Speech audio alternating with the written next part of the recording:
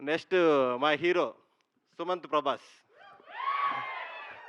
యాక్చువల్‌గా సుమంత్‌తో సినిమా చేస్తున్నా అన్నప్పుడు చాలామంది అడిగారు. ఫస్ట్ సినిమా 'మేం ఫేమస్' అతనే డైరెక్షన్ చేసాడు కదా! ఏమైనా డైరెక్షన్‌లో ఇన్వాల్వ్ అయ్యాడా అని అడిగారు. అతను డైరెక్షన్‌లో అస్సలు ఇన్వాల్వ్ కాడు. ప్రమోషన్స్‌లో ఎవరిని ఇన్వాల్వ్ అవ్వనీయడు. రకరకాల ప్రమోషన్స్ టార్చర్ పెట్టేస్తాడు, అది వేరే విషయం. ఏం చేయాలి డే అండ్ నైట్.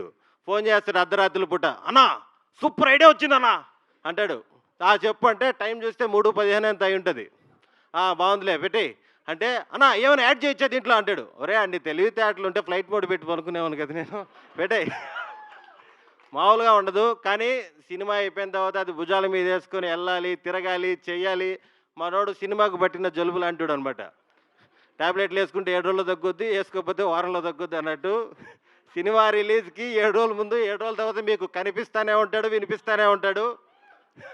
ఖచ్చితంగా మీరు ఒక పెద్ద మనిషి చేసుకొని సినిమా చూసేయండి. ఇటు తిరిగి అతను మన చుట్టే తిరుగుతుంటాడు ఒక వారం రోజులు, 10 రోజులు.